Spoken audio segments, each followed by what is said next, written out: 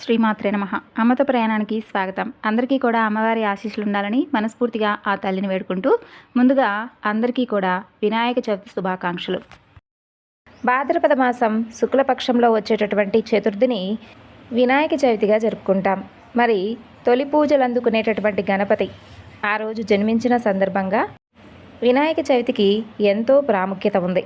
మరి ఎంతో విశేషమైనటువంటి వినాయక చవితిలోపు పరమ పవిత్రమైనటువంటి స్వామివారి గురించి కొన్ని కథలను తెలుసుకొని స్వామివారి అనుగ్రహానికి పాత్రలవుదాం.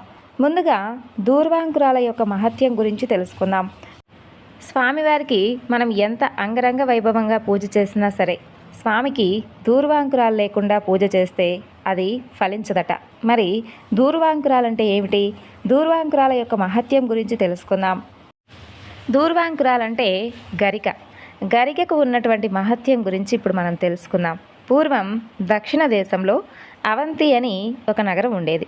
దానిని సులభుడు అనేటటువంటి ఒక మహారాజు పరిపాలిస్తూ ఉండేవాడు. అతను సకల సద్గుణవంతుడు, దానశీలి, భక్తిపరుడు. ఆ మహారాజు ప్రతినిత్యము కూడా గణపతిని ఆరాధిస్తూ ఉండేవాడు. అతని భార్య పేరు సుముద్ర. ఆమె మహాపతివ్రత. భర్తకు అన్ని విషయాలలోనూ సహకరించేటటువంటి ఉత్తమమైనటువంటి ఇల్లాలు. నిత్యదేవ బ్రాహ్మణ అతిథులనందరినీ కూడా పూజిస్తూ ఉండేది. ఒకనాడు సులభుడు అతని భార్యతో కలిసి పురాణ శ్రవణం చేస్తూ ఉంటాడు.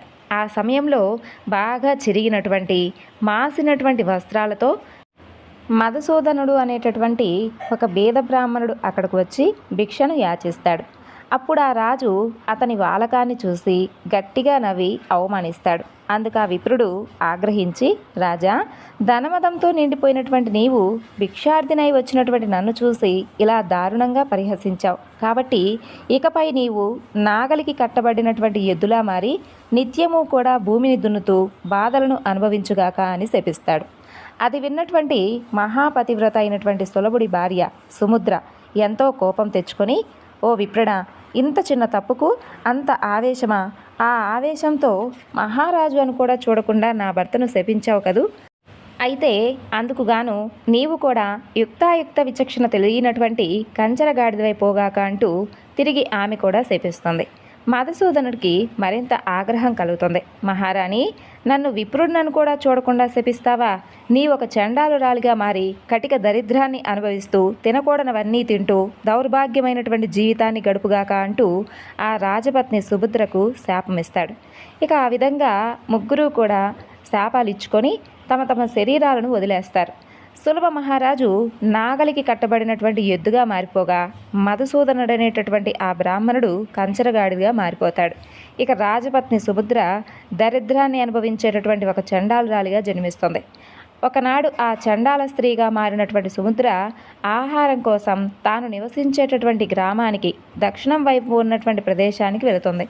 అక్కడ దారిలో ఆమెకు ఒక దివ్యమైనటువంటి ఆలయం కనిపిస్తుంది. అది మహామహిమాన్వితుడైనటువంటి గణపతి మందిరం. ఆమె నెమ్మదిగా ఆ ఆలయ ప్రాంగణానికి చేరుకుంటుంది. ఆ ఆలయానికి సమీపంలో ఒక గ్రామం కూడా ఉంటుంది. ఈ చండాల స్త్రీ అక్కడే నివాసాన్ని ఏర్పరచుకుంటుంది. నిత్యము కూడా ఆ మందిరానికి ఎంతోమంది మునులు, యోగులు, భక్తులు వచ్చి స్వామివారిని అర్చించి తిరిగి వెళుతూ ఉండేవారు. అలా కాలక్రమంలో ఒకనాడు భాద్రపద శుక్ల చతుర్థి తిథి వస్తుంది. ఆ రోజు గ్రామంలో ఉన్నటువంటి ప్రజలందరూ కూడా ప్రతి ఇంట్లోనూ చిన్న చిన్న గణపతి మందిరాలను నిర్మించుకొని పార్థివ గణపతిని అందులో స్థాపించి స్వామిని ఎంతో భక్తి శ్రద్ధలతో పూజిస్తూ ఉంటారు. ఉన్నట్టుండి ఆనాడు ప్రళయభీకరంగా గాలితో కూడినటువంటి వర్షం ప్రారంభమవుతుంది. ఆ వర్షం దాటికి తట్టుకోలేక గ్రామంలో ఉన్నటువంటి ఇళ్లకు వెళ్ళి ఆశ్రయం కోరుతుంది ఆ చండాలి స్త్రీ. అయితే పాపం ఎవ్వరూ కూడా ఆమె యొక్క రూపం చూసి ఆమెకు ఆశ్రయం ఇవ్వరు. ఏ ఇంటికి వెళ్ళినా అందరూ కూడా ఆమెను తిరస్కరించేశారు. ఇక ఆ చండాలి చలిబాధను తట్టుకోలేక గణపతి ఆలయ ప్రాంగణానికి చేరుకుంటుంది. అక్కడ వాన కురవనటువంటి ప్రదేశాన్ని చూసి ఆ పక్కనే ఉన్నటువంటి గడ్డితో చలిమంట వేసుకుంటుంది. ఆమె ఆ విధంగా చలిమంట కాచుకుంటూ ఉండగా ఆ మంటల్లో నుండి కాలనటువంటి ఒక గడ్డి పరక వెళ్ళి ఆ ఆలయంలో ఉన్నటువంటి గణపతి పాదాల మీద పడుతుంది. ఆశ్చర్యకరంగా అదే సమయానికి కంచరగాడిదగా శపింపబడినటువంటి మధుసూదనుడు గాడిద రూపంలో ఉన్నటువంటి అతను ఆ వానకు చలికి తట్టుకోలేక అదే ఆలయ ప్రాంగణంలోకి వస్తాడు. అదేవిధంగా విచిత్రంగా ఎద్దుగా శపింపబడినటువంటి సులభుడు కూడా ఎద్దు రూపంలో అక్కడికి వస్తాడు.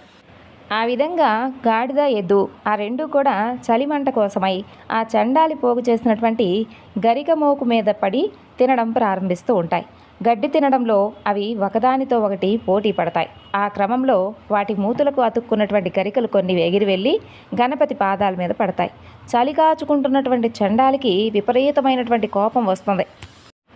తాను సేకరించినటువంటి గరికను తినేస్తున్నటువంటి ఆ ఎద్దు గాడిదలను అక్కడున్నటువంటి కర్రతో చావగొడుతుంది. తరువాత ఆకలికి తట్టుకోలేక అక్కడ భక్తులకు పంచడానికి సిద్ధంగా ఉంచినటువంటి ప్రసాదాన్ని తినేస్తుంది. కాసేపటికి వాన వెలుస్తుంది. దాంతో లోపలికి వచ్చినటువంటి భక్తులు, పూజారులు ఆ గుడిని అపవిత్రం చేసినటువంటి గాడిదను, ఎద్దును, ఆ చండాలి స్త్రీని చూస్తారు. వారికి బాగా కోపం వచ్చి ఆ ముగ్గురిని కూడా కర్రలతో బాదుతూ వెంబడిస్తారు. వారి దెబ్బలకు తట్టుకోలేక గాడిద, ఎద్దు అలాగే చండాలి ఈ ముగ్గురు కూడా గుడి చుట్టూ పరిగెడటం ప్రారంభిస్తారు. అయినా భక్తులు మాత్రం వాటిని వదిలిపెట్టలేదు. ఇక వారు కొట్టేటటువంటి దెబ్బలు తట్టుకోలేక ఆ ముగ్గురు కూడా భీకరంగా ఆక్రందనలు చేస్తూ గుడి బయటికి వచ్చి మరణిస్తారు. ఆ క్షణం గణపతి వారు అనుభవిస్తున్నటువంటి బాధలను గమనిస్తాడు. ఆయనకు వారి మీద జాలి కలుగుతుంది. తనలో తానే ఇలా అనుకుంటాడు, శాపగ్రస్తులైనటువంటి ఈ ముగ్గురు కూడా ఇంతకుముందే గరికల ద్వారా తెలియకుండా నా పాదాలను అర్చించారు కదూ, అది కూడా నాకు ఇష్టమైనటువంటి భాద్రపద శుద్ధ చవితి నాడు చేశారు. అలాగే నా గుడి చుట్టూ ప్రదక్షిణ కూడా చేశారు. వీరిని ఎలాగైనా సరే అనుగ్రహించి తప్పకుండా వీరికి ముక్తిని ప్రసాదించాలి అని ఈ విధంగా భావించినటువంటి గణపతి ప్రాణాలు కోల్పోయినటువంటి ఆ ముగ్గురికి కూడా దివ్య దేహాలను ప్రసాదిస్తాడు.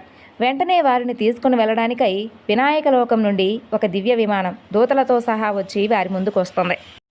అయితే ఆ దివ్య దృశ్యాన్ని అక్కడే సాధన చేసుకుంటూ ఉన్నటువంటి కొందరు యోగులు, తపస్సంపన్నులు చూస్తారు.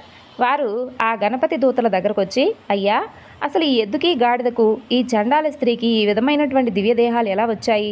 ఎంతో కాలం నుండి మేము గణపతిని ఆరాధిస్తూ ఉన్నాం. మాకు లభించినటువంటి అనుగ్రహం అసలు వీరికి ఎలా లభించింది?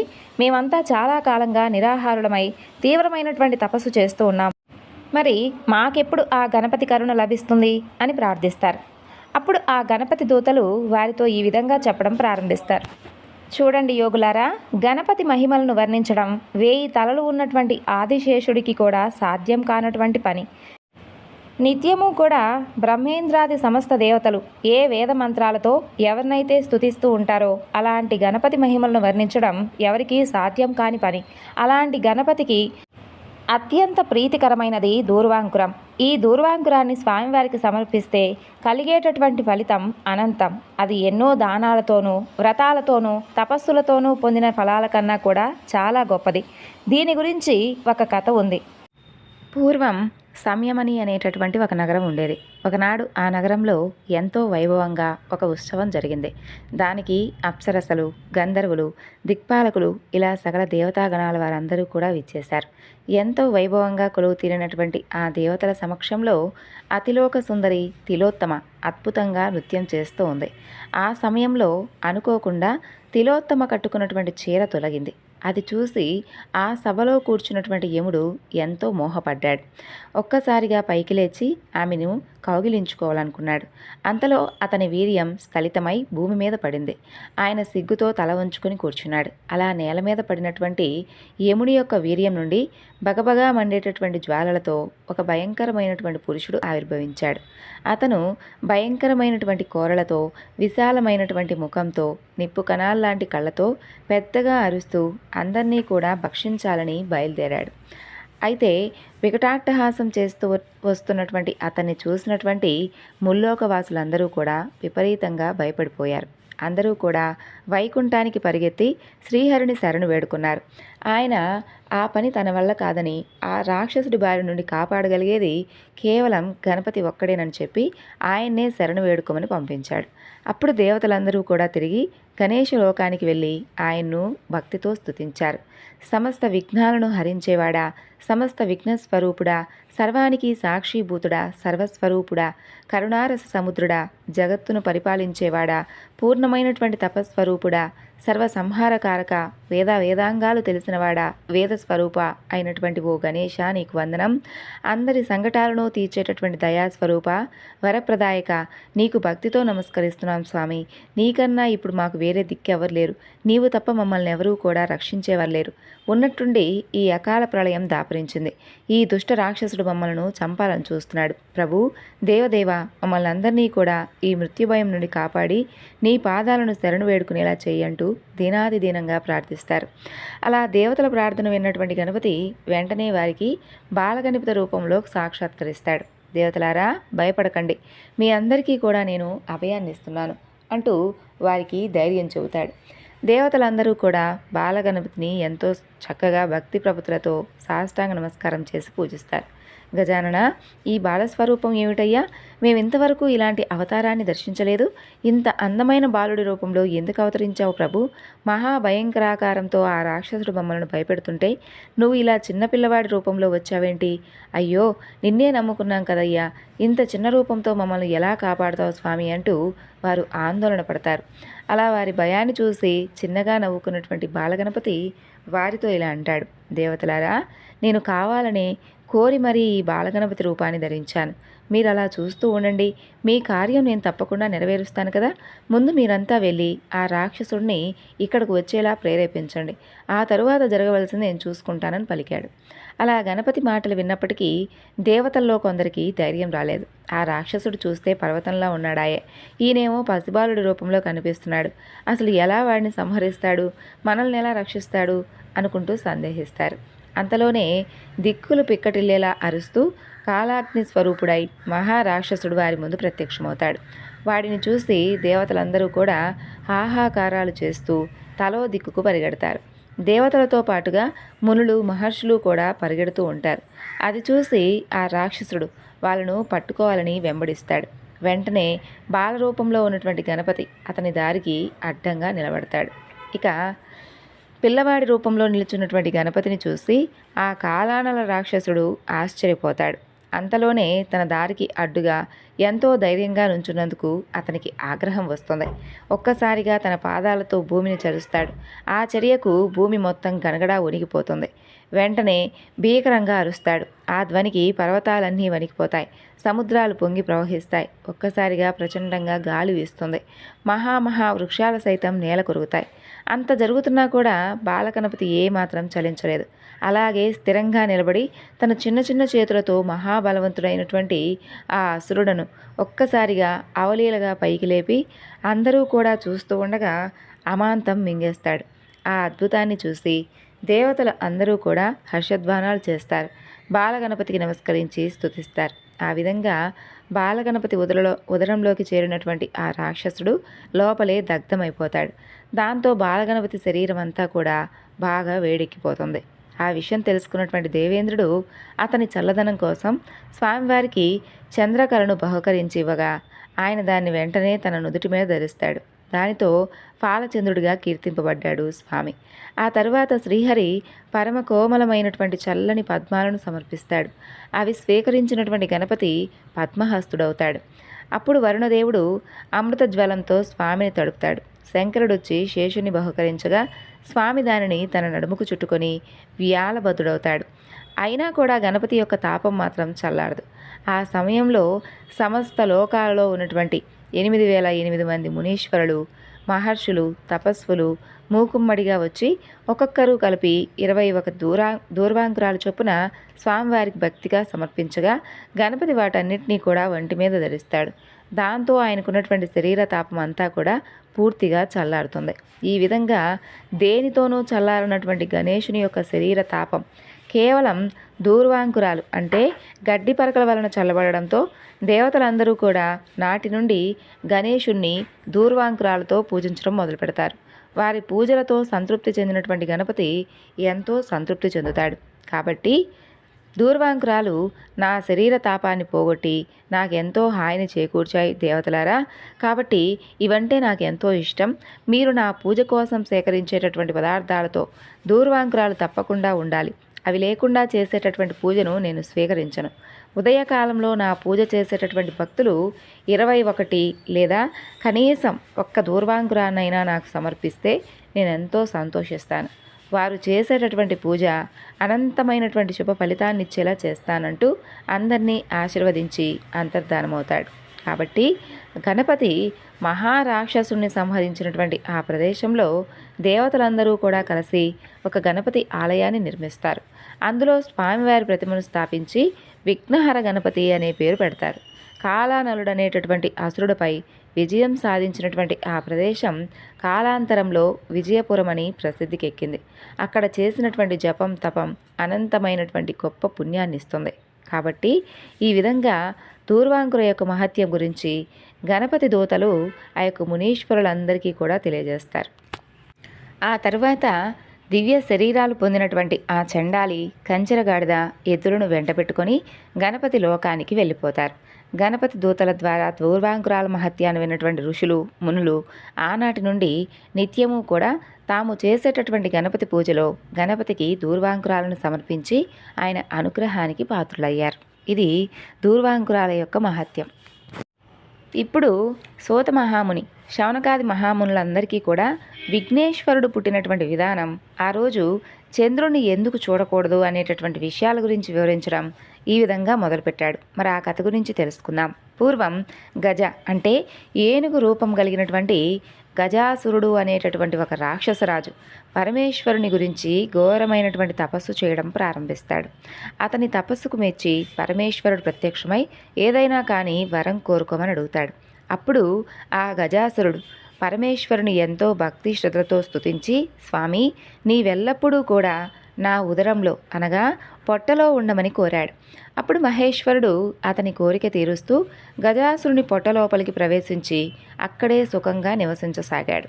కైలాసంలో పార్వతీదేవి భర్త జాడ తెలియక అన్ని చోట్ల వెతుకుతూ కొంతకాలానికి పరమేశ్వరుడు గజాసురుడి పొట్టలో ఉన్నాడని చెప్పి తెలుసుకుంటుంది.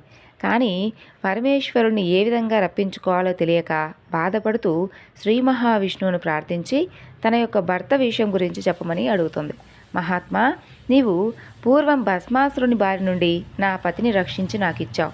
ఇప్పుడు కూడా ఏదైనా కానీ ఉపాయం గురించి ఆలోచించి నా భర్తను నాకు ప్రసాదించు అంటూ ప్రార్థిస్తుంది. అప్పుడు శ్రీహరి పార్వతీదేవిని ఓదార్చి పంపుతాడు. అప్పుడు శ్రీహరి బ్రహ్మాది దేవతలను పిలిపించి గజాసుర సంహారానికి గంగిరెద్దు మేళమే సరైనటువంటి నిర్ణయం అని నిశ్చయించుకొని పరమేశ్వరుని వాహనం నందిని గంగిరెద్దుగా అలంకరించి బ్రహ్మాది దేవతలందరి చేతను తల ఒక వాద్యమును ధరింపజేసి తాను కూడా చిరుగంటలు సన్నాయిలు ధరించి ఆ గజాసురుడు ఉండేటటువంటి గజాసురపురం వెళ్ళి జగన్మోహనంగా ఆడిస్తూ ఉండగా గజాసురుడు వారిని తన వద్దకు పిలిపించి తన ముందు ఆడించమని అడుగుతాడు. అక్కడ గజాసురుడు ఎదురుగా నందిని చిత్ర విచిత్రంగా చక్కగా శ్రీహరి ఆడిస్తాడు. ఆ గంగిరెద్దు ఆటను చూసినటువంటి గజాసురుడు ఎంతో ఆనందించి మీకేం కావాలో కోరుకోండి, నేను తప్పకుండా ఇస్తాను అని చెబుతాడు. అప్పుడు శ్రీహరి ఇది పరమేశ్వరుని వాహనమైనటువంటి నంది, పరమేశ్వరుని వెతికేందుకే వచ్చింది కాబట్టి నీవు పరమేశ్వరుణ్ణే ఇవ్వాలి అని కోరుకుంటాడు. ఆ మాటలకు నివ్వెరపడినటువంటి గజాసురుడు గంగిరెద్దులను ఆడించేందుకు వచ్చినవాడు శ్రీహరి అని చెప్పి తెలుసుకొని తనకు చావు తప్పదని అర్థం చేసుకుంటాడు. అప్పుడు తన పొట్టలో ఉన్నటువంటి పరమేశ్వరుణ్ణి నా శిరస్సు అందరికీ కూడా పూజనీయంగా ఉండాలి, నా చర్మం నువ్వు ధరించాలి అని ప్రార్థించి తనను సంహరించేందుకు విష్ణుమూర్తికి అంగీకారం చెప్పగా అప్పుడు శ్రీహరి నందిని ప్రేరేపిస్తాడు.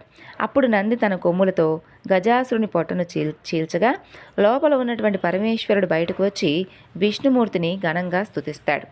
ఇక అప్పుడు శ్రీహరి పరమేశ్వరుడితో ఈ విధంగా చెబుతాడు, చెడ్డవారికి ఇలాంటి వరాలు ఇవ్వకూడదు స్వామి, ఇస్తే పాముకు పాలు పోసినట్లే అవుతుంది అని చెబుతాడు. తర్వాత బ్రహ్మ ఇతర దేవతలకు వీడ్కోలు పలికి తాను కూడా తిరిగి వైకుంఠానికి వెళ్ళిపోతాడు శ్రీహరి. ఇక పరమేశ్వరుడు నందిని ఎక్కి కైలాసానికి వెళ్ళిపోతాడు. ఇక అప్పుడు కైలాసంలో ఉన్నటువంటి పార్వతీదేవి తన భర్త వస్తున్నాడు అనేటటువంటి వార్త తెలుసుకొని తలస్నానం చేయాలని నిర్ణయించుకొని నలుగు పిండితో ఒక పిల్లవాడిని తయారు చేస్తుంది. అతనికి ప్రాణం పోసి గుమ్మం ముందు కాపలాగా ఉంచుతుంది. స్నానం చేసిన తర్వాత నగలతో అలంకరించుకొని పరమేశ్వరుడి కోసం ఎదురు చూడటం మొదలుపెడుతుంది. అప్పుడు నంది మీద వచ్చినటువంటి పరమేశ్వరుడు లోపలికి వస్తూ ఉండగా గుమ్మంలో ఉన్నటువంటి ఆ పిల్లవాడు అడ్డు చెబుతాడు. అప్పుడు కోపం తెచ్చుకున్నటువంటి పరమేశ్వరుడు త్రిశూలంతో ఆ బాలుని కంఠం నరుగుతాడు. ఇక లోపలికి వెళ్ళినటువంటి పరమేశ్వరుడికి పార్వతీదేవి ఎదురు వచ్చి పూజించి కూర్చోబెట్టి మాట్లాడుతూ ఉండగా గుమ్మంలో ఉన్నటువంటి పిల్లవాడి ప్రసక్తి వస్తుంది. అప్పుడు పరమేశ్వరుడు తాను చేసినటువంటి పనికి బాధపడి తాను తీసుకువచ్చినటువంటి గజాసురుడి తలను ఆ బాలుడికి అతికించి ప్రాణం పోస్తాడు. అతనికి గజాననుడు అని పేరు పెట్టి ఎంతో ప్రేమతో పెంచుకోసాగుతాడు. గజాననుడు కూడా భక్తితో తల్లిదండ్రులకు ఎంతో భక్తిగా సేవలు చేయడం ప్రారంభిస్తాడు. అనింద్యుడు అనేటటువంటి ఒక ఎలుకను వాహనంగా చేసుకొని తిరగడం మొదలు పెడతాడు. అలా కొంతకాలానికి పార్వతీ పరమేశ్వరులకు కుమారస్వామి వారు పుడతారు. అతను మహాబలశాలి. నెమలిని వాహనంగా చేసుకొని దేవతల సేనానాయక యొక్క పదవిని అలంకరించి గొప్ప ప్రఖ్యాతి పొందుతాడు. ఇక ఒకనాడు దేవతలు మునులు పరమేశ్వరుని సేవిస్తూ విఘ్నములకు ఒక అధిపతిని ఇవ్వండి అని చెప్పి కోరగా అక్కడే ఉన్నటువంటి గణపతి తాను పెద్దవాడు కాబట్టి ఆ నాయకత్వం పదవి తనకే ఉండాలని కోరుకుంటాడు. అయితే అదే సమయంలో పరమేశ్వరుడి పక్కనే ఉన్నటువంటి కుమారస్వామి గణపతి పొట్టివాడు, అనర్హుడు, అలాగే అసమర్థుడు కాబట్టి ఆధిపత్యం తనకే ఇవ్వాలని చెప్పి తండ్రిని కోరాడు. పరమేశ్వరుడు వారితో ఈ విధంగా అంటాడు, మీలో ఎవరు 3 లోకాలలో ఉన్నటువంటి పుణ్యనదుల్లో స్నానం చేసి ముందుగా నా దగ్గరికి ఎవరైతే వస్తారో అతనికే ఆ ఆధిపత్యం ఇస్తానని చెబుతాడు. ఇక కుమారస్వామి తన యొక్క నెమలి వాహనం ఎక్కి వాయువేగంగా వెళ్ళిపోతాడు. గణపతి బాధపడుతూ తండ్రి వద్దకు వెళ్ళి నమస్కరించి, తండ్రి, నా గురించి మీకు తెలిసి కూడా ఈ విధంగా చెప్పడం మీకు సరైందా? మీ పాదసేవకుడను నా యందు దయచూపి తగినటువంటి ఉపాయం చెప్పి రక్షించండి అంటూ ప్రార్థిస్తాడు. ఇక స్వామివారు ఒక మంత్రాన్ని ఉపదేశిస్తాడు. ఆ మంత్రాన్ని జపిస్తూ 3 సార్లు తల్లిదండ్రుల చుట్టూ ప్రదక్షిణ చేయాలి. ఇది అన్ని తీర్థాలలోని పుణ్యనదుల్లో స్నానం ఆచరించినటువంటి ఫలితాన్ని ఇస్తుంది అని చెబుతాడు పరమేశ్వరుడు. ఆ మంత్ర ప్రభావాన గంగా నదిలో స్నానమాడేందుకు వెళ్ళినటువంటి కుమారస్వామికి తనకంటే ముందుగా గణపతి స్నానమాడి తన ఎదురుగా వస్తున్నట్లుగా కనిపిస్తాడు. అతనికి ముల్లోకాలలో ఉన్నటువంటి అన్ని పుణ్యనదుల్లో తనకంటే ముందుగానే గణపతి స్నానం చేసి వస్తున్నట్లుగా కనిపిస్తాడు. అది చూసి ఆశ్చర్యపోయి కైలాసానికి వెళ్ళి తండ్రి దగ్గర ఉన్నటువంటి అన్నను చూసి నమస్కరించి తన బలాన్ని నిందించుకొని, తండ్రి, అన్నగారి మహిమ తెలియక ఈ విధంగా అన్నాను, నన్ను క్షమించి ఆ ఆధిపత్యాన్ని అన్నగారికే ఇవ్వండి అని చెప్పి కుమారస్వామి వారు ప్రార్థిస్తారు. అప్పుడు పరమేశ్వరుడు భాద్రపద శుద్ధ చతుర్థి నాడు గణపతికి విఘ్నాధిపత్యం ఇస్తాడు. ఆ రోజు సర్వదేవతలు, మునులు, జనులు విఘ్నేశ్వరునికి తమ యొక్క శక్తి కొలది కుడుములు, పిండి వంటలు, కొబ్బరికాయలు, పాలు, తేనె, అరటిపండ్లు, పానకము, వడపప్పు ఇలా మొదలైనవన్నీ కూడా సమర్పించి స్వామివారిని పూజిస్తారు. అందుకు విఘ్నేశ్వరుడు ఎంతో సంతోషించి ఉండ్రాళ్ళు, కుడుములు మొదలైనవన్నీ కూడా తిని కొన్ని తన వాహనమైనటువంటి అనింద్యుడు అంటే ఎలుకకు ఇచ్చి కొన్ని చేతిలో పట్టుకొని చక్కగా నిదానంగా సూర్యాస్తమయం వేళకు కైలాసానికి వెళ్ళి తల్లిదండ్రులకు సాష్టాంగ నమస్కారం చేయబోగా స్వామివారి పొట్ట భూమికి ఆనినా కూడా చేతులు మాత్రం భూమికి ఆనలేదు. బలవంతంగా చేతులు ఆంచగా చరణములు ఆకాశాన్ని చూస్తాయి. ఆ విధంగా గణపతి కష్టాలు పడుతూ ఉండగా పరమేశ్వరుడి తల మీద ఉన్నటువంటి చంద్రుడు పగలబడి ఎగతాళిగా నవ్వుతాడు. రాజదృష్టి సోకితే రాళ్ళు కూడా నుగ్గవుతాయి అనేటటువంటి సామెత అనుసరించి వినాయకుడి పొట్ట పగిలి లోపల ఉన్నటువంటి కుడుములు తదితర ఆహార పదార్థాలు చుట్టుపక్కలకు దొర్లుతాయి. ఇక ఆ సమయంలో కుమారుడి పరిస్థితికి పార్వతీదేవి ఎంతో దుఃఖిస్తూ అందుకు కారణమైనటువంటి చంద్రుని చూసి, ఓరి పాపాత్ముడా, నీ దృష్టి తగిలి నా కుమారుడు మరణించాడు కాబట్టి ఇక నుండి నిన్ను చూసిన వారు పాపాత్ములై నీలాప నిందలు పొందురుగాక అంటూ శపిస్తుంది. ఆ సమయంలో సప్తమహర్షులు పెద్ద యజ్ఞం చేస్తూ చివర్లో తమ భార్యలతో సహా కలిసి ప్రదక్షిణం చేస్తూ ఉంటారు. ఆ సమయంలో అగ్నిదేవుడు ఆ ఋషిపత్నులను చూసి మోహించి మహర్షులు శపిస్తారేమోననేటటువంటి భయంతో రోజు రోజుకు కూడా అశక్తుడై క్షీణిస్తూ ఉంటాడు. ఆ విషయాన్ని అగ్నిదేవుడి భార్య అయినటువంటి స్వాహాదేవి గ్రహించి అరుంధతి రూపం తప్ప మిగిలినటువంటి ఋషిపత్నుల రూపాలను ధరించి భర్తకు సంతోషం కలిగిస్తుంది. ఋషులు తమ భార్యల రూపంలో ఉన్నటువంటి స్వాహాదేవిని చూసి తమ భార్యలే అనుకొని భ్రమపడి వారిపై కోపం తెచ్చుకుంటారు. పార్వతీదేవి ఇచ్చినటువంటి శాపం ఫలితంగానే ఆ ఋషిపత్నులకు నీలాప నిందలు కలుగుతాయి. దేవతలు, మునులు, ఋషిపత్నులు ఈ నీలాప నిందల గురించి పరమేశ్వరునికి తెలియజేస్తారు. అతను సర్వజ్ఞుడు కావడంతో అగ్నిదేవుని భార్యే ఋషిపత్నుల రూపం దాల్చిందని తెలుసుకుని సప్త ఋషులకు సమాధానపరుస్తాడు. వెంటనే ఆ ఋషులు బ్రహ్మదేవుడితో సహా కైలాసానికి వచ్చి ఉమామహేశ్వరులను సేవించి విఘ్నేశ్వరుణ్ణి తిరిగి బ్రతికిస్తారు. దాంతో పార్వతీ పరమేశ్వరులు ఎంతో సంతోషిస్తారు. అప్పుడు దేవతలు ఋషులు, ఓ పార్వతీదేవి, అమ్మ తల్లి జగదంబ, నువ్విచ్చినటువంటి శాపం వలన అన్ని లోకాలలో ఉన్నవారికి కీడు జరుగుతుంది, కాబట్టి దానిని ఉపసంహరించు తల్లి అంటూ ప్రార్థిస్తారు. వారి ప్రార్థనను విన్నటువంటి పార్వతీదేవి ఎంతో సంతోషంతో కుమారుణ్ణి తన దగ్గరకు తీసుకుని ముద్దాడి, ఏ రోజున వినాయకుడిని చూసి చంద్రుడు నవ్వాడో ఆ ఒక్క రోజు మాత్రం చంద్రుని చూడకూడదు అని చెబుతుంది. అప్పుడు బ్రహ్మదేవుడు, ఋషులు మొదలైనటువంటి దేవతలందరూ కూడా సంతోషిస్తూ తమ తమ నివాసాలకు వెళ్ళిపోతారు. భాద్రపద శుద్ధ చతుర్థిలో మాత్రమే చంద్రుని చూడకుండా జాగ్రత్త తీసుకొని సుఖంగా ఉంటారు. ఇక శమంతోగోపాఖ్యానం గురించి తెలుసుకుందాం. అది ద్వాపర యుగం. ఒకనాడు నారదులు వారు ద్వారకావాసి అయినటువంటి శ్రీకృష్ణుని దర్శించి ఆయనతో ప్రియ సంభాషణ చేస్తూ, స్వామి, ఈరోజు వినాయక చతుర్థి, ఈరోజు సాయంత్రం పార్వతీదేవి శాపం వలన చంద్రుని చూడకూడదు, అలా చేస్తే నీలాప నిందలు కలుగుతాయి, కాబట్టి తమరు కూడా ఈ విషయాన్ని తెలుసుకుని జాగ్రత్తగా ఉండండి అని చెప్పి ఆయనకు నమస్కరించి తిరిగి దేవలోకానికి వెళ్ళిపోతాడు. ఆ విషయాన్నంతా విన్నటువంటి శ్రీకృష్ణుడు తన నగరంలో ఎవరూ కూడా నీలాప నిందలు పొందకూడదని భావించి నారదుల వారు చెప్పిన విధంగా ఆ రోజు చంద్రుని ఎవరూ కూడా చూడకూడదని పట్టణంలో చాటింపు వేయిస్తాడు. శ్రీకృష్ణుడు క్షీరప్రియుడు కావడంతో ఆ రోజు ఆకాశం వైపు చూడకుండా పశువుల శాలకు వెళ్ళి పాలు పితుకుతూ ఆ పాలల్లో చంద్రుని యొక్క ప్రతిబింబాన్ని చూసి, ఆహా, నాకు ఎలాంటి ఆపద రానుందో అంటూ చింతించసాగుతాడు. అలా కొన్నాళ్లకు సత్రాజిత్తు అనేటటువంటి ఒక రాజు సూర్యదేవుని యొక్క వరం వలన శమంతకమణిని సంపాదించి శ్రీకృష్ణుని చూడటానికి ద్వారకకు వస్తాడు. శ్రీకృష్ణుడు అతనికి మర్యాద చేసి ఆ మణిని తనకివ్వమని అడుగుతాడు. అప్పుడు సత్రాజిత్తు ఇది రోజుకు 8 బరువుల యొక్క బంగారం ఇస్తుందని చెప్పి దీనిని ఏ ఆప్తుడికైనా ఎంతటి తెలివి తక్కువ వాడైనా ఇస్తాడా అని అంటాడు. అది విన్నటువంటి శ్రీకృష్ణుడు ఏమీ మాట్లాడకుండా ఊరుకుంటాడు. ఒకనాడు సత్రాజిత్తు తమ్ముడు ప్రసేనుడు ఆ మణిని కంఠమును ధరించి వేటాడేందుకు అడవికి వెళ్ళగా ఒక సింహం అతని మెడలో ఉన్నటువంటి మణిని మాంసఖండమని చెప్పి భ్రమించి అతన్ని చంపి ఆ మణిని తీసుకుపోతూ ఉండగా ఒక భల్లూకం ఆ సింహాన్ని చంపి ఆ మణిని తీసుకొని తాను ఉండేటటువంటి కొండబిలానికి వెళ్ళి తన కుమార్తె జాంబవతికి ఆట వస్తువుగా ఇస్తుంది. మరునాడే సత్రాజిత్తు తమ్ముడి యొక్క మరణ వార్త విని నేను ఆ మణిని ఇవ్వలేదని శ్రీకృష్ణుడు తన తమ్ముని చంపి రత్నాన్ని అపహరించాడు అని చెప్పి నగరంలో చాటింపు వేయిస్తాడు. శ్రీకృష్ణుడు అది విని ఆ రోజు పాలల్లో చంద్రుణ్ణి చూసినందువల్లే ఈ నింద నాకు వచ్చిందని చెప్పి భావించి దానిని తొలగించుకునేందుకై తన బంధుమిత్రులతో కలిసి అరణ్యంలో వెతకగా ఒకచోట ప్రసేనుడి యొక్క కళేబరం, సింహం కాలిజాడలు, భల్లూకం యొక్క కాలిజాడలు కనిపిస్తాయి. వాటిని అనుసరించి వెళుతూ ఒక పర్వత గుహ ద్వారం చూసి పరివారాన్ని వదిలి తానొక్కడే లోపలికి వెళతాడు. అక్కడ ఉయ్యాలకు కట్టబడి ఉన్నటువంటి మణిని తీసుకొని తిరిగి వస్తూ ఉండగా అది చూసి వింత మనిషి వచ్చాడంటూ జాంబవతి కేకలు వేస్తుంది. అంతటి జాంబవంతుడు రోషంగా అక్కడికి వచ్చి శ్రీకృష్ణుడిపై పడి అరుస్తూ గోళ్లతో గుచ్చుతూ కోరలతో కొరుకుతూ ఘోరంగా యుద్ధాన్ని ప్రారంభిస్తాడు.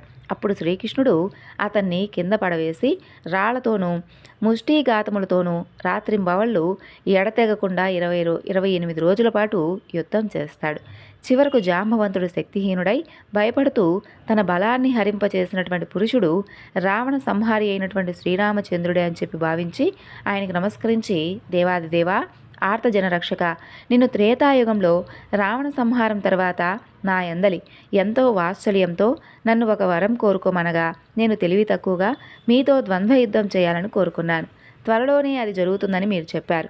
ఆనాటి నుండి మీ నామస్మరణ చేస్తూ ఇక్కడే ఉంటున్నాను. ఇప్పుడు నా నివాసానికి వచ్చి నా కోరిక మీరే నెరవేర్చారు. నా శరీరం శిథిలమైంది, ప్రాణాలు త్వరలోనే పోనున్నాయి. ఇక జీవించాలనేటటువంటి కోరిక కూడా నశించింది. నా అపచారాలన్నీ కూడా క్షమించి నన్ను కాపాడు. నీకంటే నాకిక వేరే దిక్కెవరు స్వామి అంటూ ప్రార్థిస్తాడు. అప్పుడు శ్రీకృష్ణుడు దయతో జాంబవంతుని యొక్క శరీరాన్ని తన చేతితో నిమిరి భయాన్ని పోగొట్టి, భల్లూకేశ్వర, శమంతకమణి దొంగిలించానని నాపై వచ్చినటువంటి అపనిందను తొలగించుకోవడం కోసమే ఇక్కడికి వచ్చాను. కాబట్టి ఆ మణిని నాకివ్వు, నేను వెళ్ళిపోతాను అని అంటాడు. అప్పుడు జాంబవంతుడు శ్రీకృష్ణుడికి మణితో పాటు తన కుమార్తె అయినటువంటి జాంబవతిని కానుకగా ఇస్తాడు. తన ఆలస్యం వలన ఆందోళన చెందుతూ ఉన్నటువంటి తన యొక్క బంధుమిత్ర పరివారానికి ఆనందాన్ని కలిగించి కన్యారత్నంతో శమంతకమణితో శ్రీకృష్ణుడు నగరానికి వెళతాడు. ఇక అందరినీ పిలిచి జరిగిందంతా కూడా వివరించి శమంతకమణిని సత్రాజిత్తుకు ఇచ్చి వెళ్ళిపోతాడు. అప్పుడు సత్రాజిత్తు పశ్చాత్తాపంతో బాధపడుతూ, అయ్యో, శ్రీకృష్ణుడిపై లేనిపోయినటువంటి నిందలు మోపి పాపానికి పాల్పడ్డానే అని చెప్పి విచారిస్తాడు. మణితో పాటుగా తన కూతురైనటువంటి సత్యభామను కూడా శ్రీకృష్ణుడికి సమర్పించి తన తప్పును క్షమించమంటూ వేడుకుంటాడు. శ్రీకృష్ణుడు సత్యభామను గ్రహించి ఆ మణిని తిరిగి సత్రాజిత్తుకే ఇచ్చేస్తాడు. శ్రీకృష్ణుడు ఒక శుభముహూర్తంలో జాంబవతి సత్యభామను వివాహమాడతాడు. అప్పుడు దేవతలు మునులు శ్రీకృష్ణుని స్తుతించి, మీరు సమర్థులు కాబట్టి నీలాప నిందలు పోగొట్టుకున్నారు, మరి మాలాంటి వాళ్ళు ఏం చేయగలరు అని చెప్పి ప్రార్థిస్తారు. అప్పుడు శ్రీకృష్ణుడు దయాళుడై భాద్రపద శుద్ధ చతుర్థిలో ప్రమాదవశాత్తు చంద్రుడి దర్శనమైతే ఆ రోజు గణపతిని పూజించి శమంతకోపాఖ్యాన కథను విని పూజ చేసి అక్షంతలు తలపై వేసుకున్నట్లయితే నీలాప నిందలు పొందకుండా ఉంటారు అని చెబుతాడు. అది విన్నటువంటి దేవతలు మునులు ఎంతో సంతోషించి తమ తమ స్థానాలకు వెళ్ళిపోతారు. ఆనాటి నుండి ప్రతి సంవత్సరము కూడా భాద్రపద శుద్ధ చవితి నాడు దేవతలు, మహర్షులు, మానవులందరూ కూడా తమ తమ శక్తి కొలది గణపతిని పూజించి అభీష్ట సిద్ధి పొందుతూ ఎంతో సుఖంగా ఉండసాగారు. ఈ విధంగా శౌనకాది మహామునులందరికీ కూడా సూత మహర్షుల వారు గణపతి యొక్క వృత్తాంతాన్ని శ్రవణప్రయంగా వినిపిస్తాడు. చేతిలో ఉన్నటువంటి అక్షంతలను కొన్ని స్వామివారి మీద వేసి మిగిలినవి శిరస్సు మీద వేసుకోవాలి అని చెబుతాడు. విన్నారు కదండి, స్వామివారి గురించి చెప్పుకున్నటువంటి కథలన్నీ కూడా మీ అందరికీ కూడా నచ్చాయి అనుకుంటున్నాను. స్వామి అనుగ్రహం మనపై ఎప్పుడూ ఉండాలని మనస్ఫూర్తిగా ఆ గణపతిని వేడుకుంటూ మనందరికీ కూడా ప్రతి పనుల్లోనూ విజయాన్ని చేకూర్చాలని మనస్ఫూర్తిగా వేడుకుంటూ ఈ వివరణను ఇంతటితో ముగిస్తున్నాను. మరొక చక్కని వివరణతో మనలా కలుసుకుందాం. అంతవరకు నమస్కారం. సర్వం శ్రీ లలితార్పణమస్తు.